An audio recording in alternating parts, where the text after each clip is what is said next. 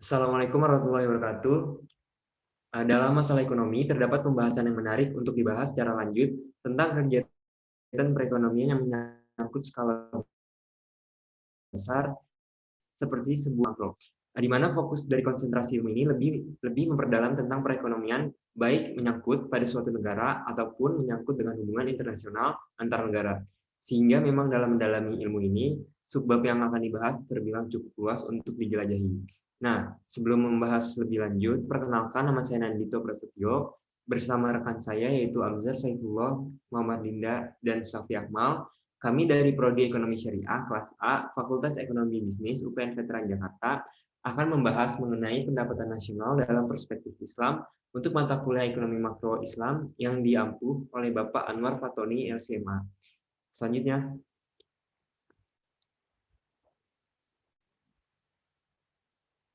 yang pertama adalah sejarah pendapatan nasional. Perhitungan pendapatan nasional dilakukan pertama kali oleh Sir William Petty di Inggris pada tahun 1665. Pada saat itu, Sir William Petty menamakannya dengan pendapatan masyarakat yang berasal dari penjumlahan nilai upah yang diterima oleh masyarakat dan nilai pendapatan yang diterima oleh negara dalam satu waktu. Pendapatan nasional yang kedua berasal dari negara Prancis. Perhitungan pendapatan nasional dilakukan pertama kali oleh Pierre Lepessan de Bois-Guilbert pada abad ke-17.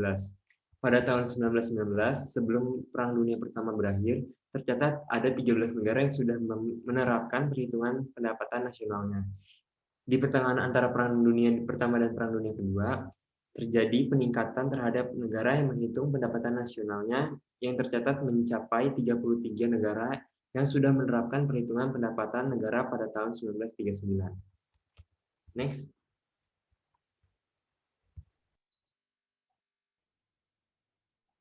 Pengertian pendapatan nasional. Pendapatan nasional adalah jumlah pendapatan yang diterima oleh masyarakat suatu negara dalam kurun waktu tertentu yang biasanya 1 tahun. Oleh karena itu, pengertian pendapatan nasional adalah ukuran dari nilai total barang dan jasa yang dihasilkan oleh suatu negara dalam kurun waktu 1 tahun yang dinyatakan dalam satuan uang. Manfaat pendapatan nasional. Dengan adanya pendapatan nasional, penduduk negara yang memiliki pendidikan yang tinggi sangat mempengaruhi pendapatan negara karena rakyatnya bisa bersaing dengan negara lainnya melalui pendidikan dan bisa menciptakan negara yang harmonis karena akan memudahkan pemerintahannya untuk mengatur negara tersebut tanpa harus bekerja lebih supaya rakyatnya mematuhinya. Lalu ada konsep pendapatan nasional. Yang pertama ada produk domestik bruto atau GDP. Produk domestik bruto ini mengacu suatu unit produksi dalam suatu wilayah. Yang kedua ada produk nasional bruto atau GNP. Nilai produk yang dihasilkan oleh penduduk suatu negara berupa barang atau jasa dalam kurun waktu 1 tahun. Lalu ada produk nasional neto atau NNP. Nilai produk dihitung dengan mengurangi produk nasional bruto melalui penyusutan atau penyusutan barang modal. Yang keempat ada pendapatan nasional neto atau NNI. Pendapatan nasional yang dihitung berdasarkan besarnya balas jasa yang diterima masyarakat sebagai pemilik faktor produksi. Yang kelima ada pendapatan perseorangan atau PI. Pendapatan yang diperoleh setiap orang dalam suatu masyarakat seperti gaji karyawan. Yang keenam ada pendapatan yang siap dibelanjakan. Pendapatan yang akan digunakan untuk membeli barang atau jasa konsumsi dan sisanya digunakan untuk tabungan dan investasi. Next.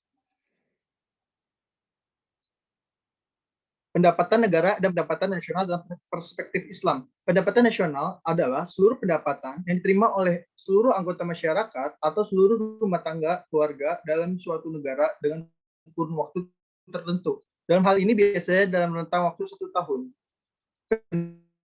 Pendapatan nasional dapat dihitung dengan 3 macam pendekatan perhitungan, yaitu ada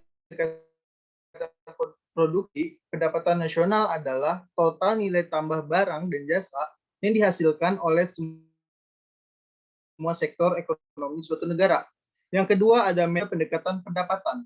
Menurut metode ini, pendapatan nasional adalah pendapatan yang diperoleh oleh semua sektor ekonomi suatu negara dalam 1 tahun tertentu. Yang ketiga ada metode pengeluaran. Dalam metode pengeluaran, pendapatan nasional adalah jumlah pengeluaran yang telah digunakan oleh semua sektor ekonomi. Tetapi di antara ketiga metode tersebut, yang paling umum digunakan dan diusulkan oleh negara-negara di dunia adalah menggunakan metode pengeluaran atau metode perhitungan.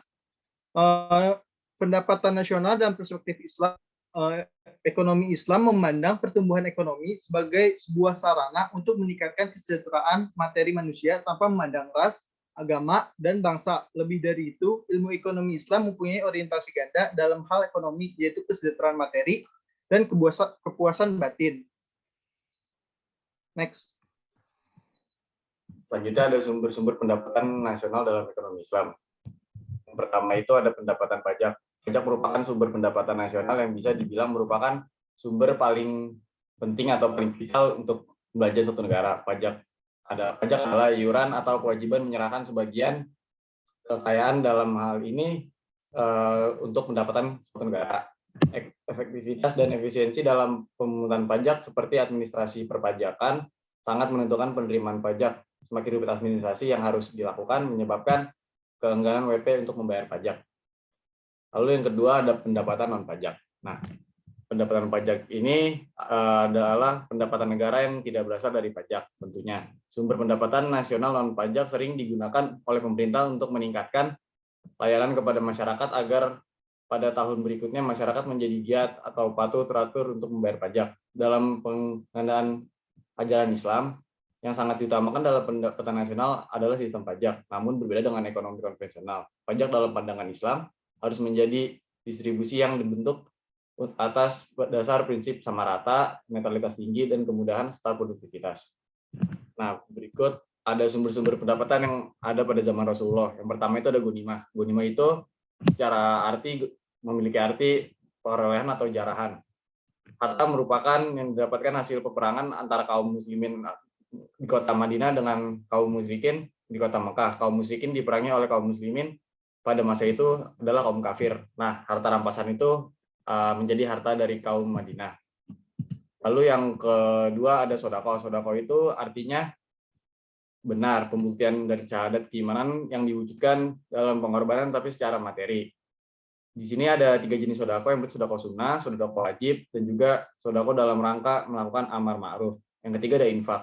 Infak itu secara kata yang berarti itu untuk menjadi sesuatu kan kepentingan. Jadi dapat disimpulkan infak adalah suatu kegiatan memberikan harta atau pendapatan untuk suatu kepentingan yang diajukan dalam Islam. Selanjutnya ada zakat.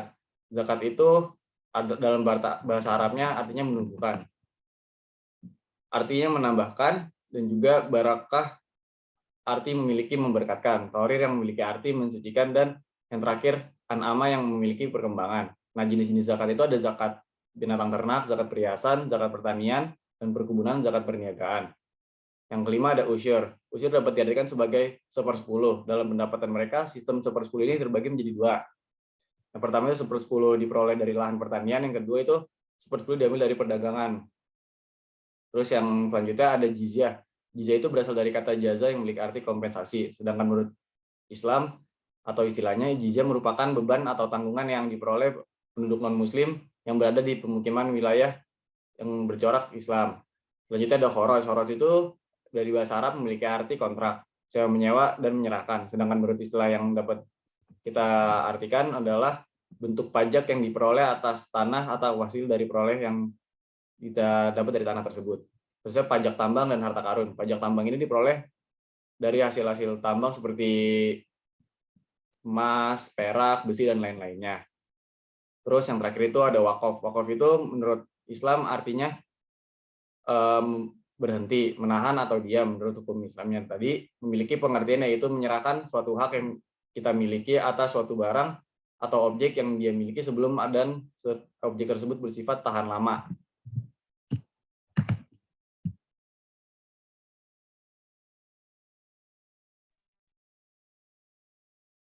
Lalu ada sumber pendapatan negara. Menurut Undang-Undang Keuangan Negara Nomor 17 Tahun 2003 menetapkan bahwa penerimaan negara penerimaan yang berasal dari perpajakan, non pajak, dan dana hibah yang berasal dari luar negeri. Jenis sumber pendapatan negara yang pertama ada pajak sebagai sumber pendapatan utama. Sumber pendapatan suatu negara yang berasal dari pajak dibagi ke dalam beberapa sektor, yaitu pajak penghasilan, pajak pertambahan nilai, pajak penjualan, barang mewah dan bangunan, pajak ekspor, pajak perdagangan internasional, serta bea masuk dan cukai. Lalu ada sumber pendapatan negara non-pajak. Ini didapat dari keuntungan BUMN, pengelolaan sumber daya alam, pinjaman, barang sitaan, uang, dan sumbangan. Lalu yang terakhir ada hibah. Hibah adalah pemberian yang diberikan kepada pemerintah, tapi bukan bersifat pinjaman. Lalu ada sumber pendapatan negara Islam. Dalam dunia Islam, negara memiliki sumber pendapatan yang tidak dibebankan kepada masyarakat secara sepenuhnya. Negara mengandalkan sumber daya alam dan potensi lainnya untuk mendapatkan pemasukan. Dari pengolahan negara atau kepentingan umum dapat dikelompokkan fasilitas umum, B. barang tambang, C. benda-benda yang sifat pembentukannya menghalangi untuk dimiliki oleh individu. Sedangkan yang kedua, pajak merupakan kewajiban tambahan dalam negara Islam. Diambil jika kewajiban dalam pembentukan penerimaan secara klasik dan lain-lain tidak mencukupi biaya negara. Lalu ada faktor pendapatan nasional. Yang pertama, ada kualitas dari sumber daya manusia, karena hal ini yang paling mudah untuk ditemukan. Namun kualitas dari sumber daya yang sulit untuk dikembangkan untuk mencapai suatu standarisasi. Lalu yang kedua ada penduduk negara yang memiliki pendidikan dan ilmu pengetahuan yang tinggi. Jika penduduk negara memiliki pendidikan, sangat mempengaruhi pendapatan negara karena rakyatnya bisa bersaing dengan negara lain melalui pendidikan. Yang ketiga ada sumber daya alam yang bisa membuat pendapatan negara menjadi lebih baik karena itu termasuk dalam aset negara yang tidak dimiliki oleh negara lain. Yang keempat ada jumlah modal. Yang kelima perkembangan teknologi.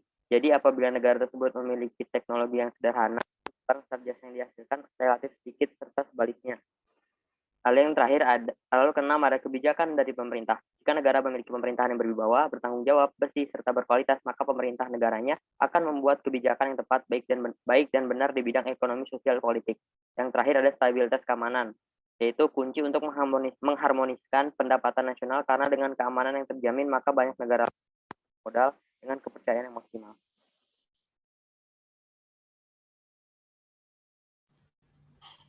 Nah, dari materi yang sudah kami paparkan tadi, maka dapat ditarik kesimpulan bahwa sumber pendapatan yang sangat kompleks tersebut harus digunakan untuk melayani serta menyejahterakan masyarakat. Alasan yang paling utama adalah karena sumber pendapatan nasional tersebut diperoleh dari masyarakat dan sudah sepantasnya bahwa apa yang telah mereka berikan akan diperoleh kembali sebagai bentuk penyejahteraan masyarakat. Nah, kurang lebihnya mohon maaf. Sekian presentasi kami yang kami berikan. Wassalamualaikum warahmatullahi wabarakatuh.